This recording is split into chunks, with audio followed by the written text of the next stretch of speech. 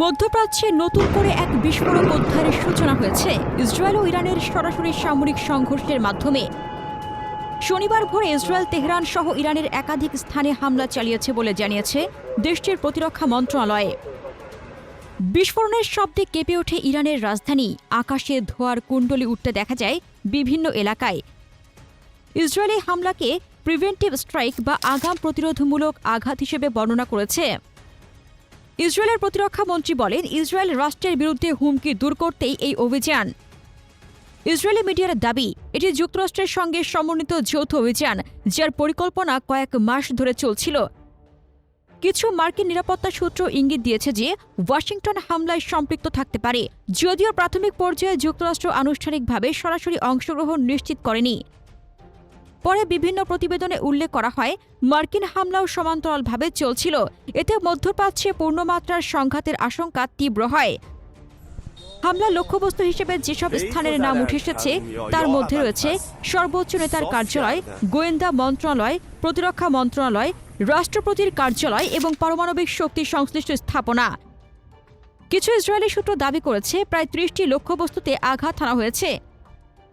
এমনকি Islamic revolutionary guard ক্রপসের গুরুত্বপূর্ণ operational ও বিশেষায়িত সদস্যদের মধ্যে হতাহতের ঘটনা ঘটেছে বলেও ইরানি সূত্রে দাবি করা হয়েছে।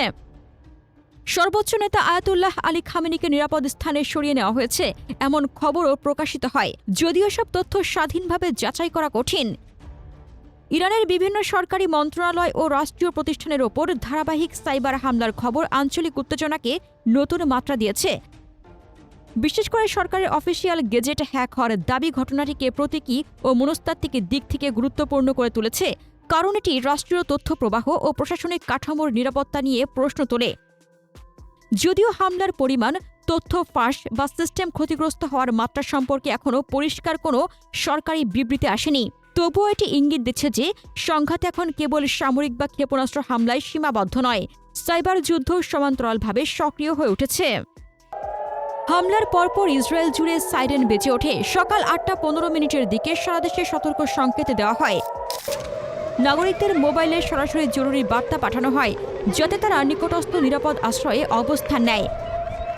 দেশটিকে এসেনশিয়াল অ্যাক্টিভিটি অবস্থায় নেওয়া হয়। স্কুল, জনসমাবেশ ও অধিকাংশ কর্মস্থল বন্ধ করে দেওয়া হয়, কেবল গুরুত্বপূর্ণ খাত চালু রাখা হয়। ইসরায়েল তাদের আকাশসীমা বেসামরিক ফ্লাইটের জন্য বন্ধ ঘোষণা করে। অন্যদিকে ইরানও দ্রুত প্রতিক্রিয়া জানায়।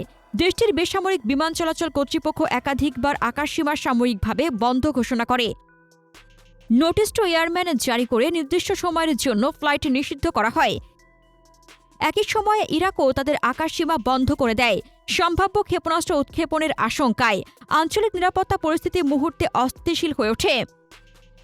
ইসরায়েলের সাম্প্রতিক হামলার জবাবে ইরান পাল্টা ক্ষেপণাস্ত্র নিক্ষেপ করেছে বলে বিভিন্ন সূত্রে দাবি করা হয়েছে।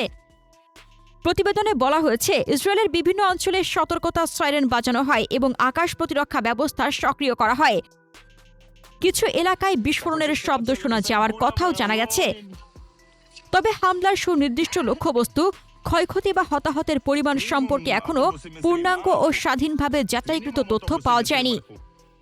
ইরানের পার্লামেন্টের জাতীয় নিরাপত্তা কমিটির চেয়ারম্যান ইব্রাহিম আজিজি হুঁশিয়ারি দিয়ে বলেন, আমরা সতর্ক করেছিলাম, এখন আপনারা এমন পথে পা বাড়িয়েছেন যার পরিণতি আর আমাদের হাতে নেই। বিশ্লেষকদের মতে এটি সম্ভাব্য পাল্টা আঘাতের ইঙ্গিত। ইতিমধ্যে আশঙ্কা তৈরি হয়েছে যে ইরান তাদের আঞ্চলিক মিত্র ও প্রক্সি গোষ্ঠীগুলোকে সক্রিয় করতে পারে। সম্ভাব্য ঝুঁকির তালিকায় রয়েছে লোহিত সাগরের জাহাজে হামলা, মধ্যপ্রাচ্যে মার্কিন ঘাঁটির লক্ষ্যবস্তু করা কিংবা লেবানন ভিত্তিক শক্তিগুলোর সম্পৃক্ততা। এই সংকটের পটভূমিতে রয়েছে দীর্ঘদিনের পারমাণবিক বিরোধ। যুক্তরাষ্ট্র ও ইরান ফেব্রুয়ারিতে নতুন করে আলোচনা শুরু করেছিল, যাতে উত্তেজনা কমিয়ে কূটনৈতিক সমাধান খোঁজা যায়। তবে ইসরায়েল স্পষ্ট জানিয়ে দিয়েছিল যে কোনো চুক্তিতে ইরানের পারমাণবিক অবকাঠামো ভেঙে ফেলার বিষয়টি থাকতে হবে। ইরান বলেছিল তারা নিষেধাজ্ঞা প্রত্যাহারের বিনিময়ে সমৃদ্ধকরণ কর্মসূচি সীমিত করতে প্রস্তুত, কিন্তু ক্ষেপণাস্ত্র কর্মসূচি নিয়ে আলোচনা করবে না। গত বছরের 12 দিনের ইসরায়েল ইরান সংঘর্ষের অভিজ্ঞতা এই নতুন পর্বকে আরও সংবেদনশীল করে তুলেছে। সে সময় উভয় পক্ষেই সরাসরি বিমান হামলা ও ক্ষেপণাস্ত্র আক্রমণে জড়িয়েছিল। বর্তমান পরিস্থিতি সেই সংঘর্ষের ধারাবাহিকতা কিনা এ নিয়ে জল্পনা চলছে। কিছু বিশ্লেষণে বলা হচ্ছে এবারের অভিযান আগের চেয়ে আরও বিস্তৃত ও দীর্ঘমেয়াদী হতে পারে।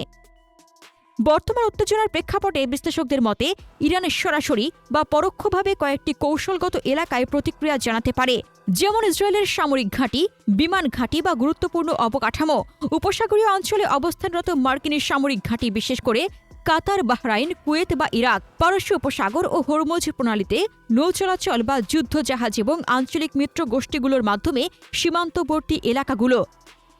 তবে এসবই সম্ভাব্য দৃশ্যপট ভিত্তিক বিশ্লেষণ।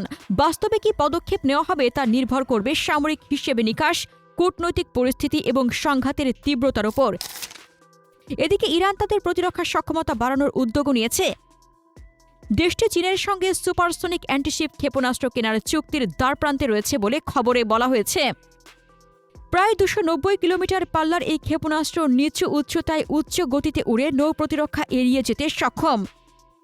একই সঙ্গে রাশিয়ার সঙ্গে ভার বা কাঁধে বহনযোগ্য আকাশ প্রতিরক্ষা ব্যবস্থা কেনার আলোচনাও এগিয়েছে।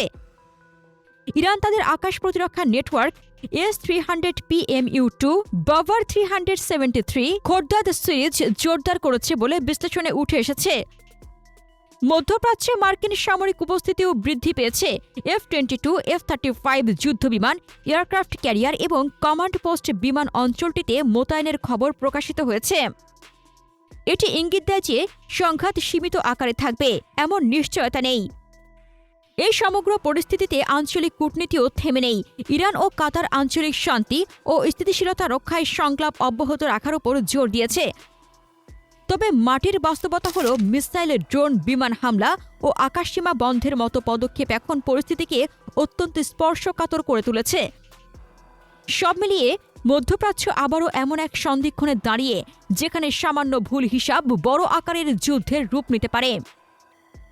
সরাসরি সংঘর্ষ, প্রক্সি যুদ্ধ, পারমাণবিক ইস্যু ও বৈশ্বিক শক্তির সম্পৃক্ততা সব উপাদান এখন একসঙ্গে সক্রিয়।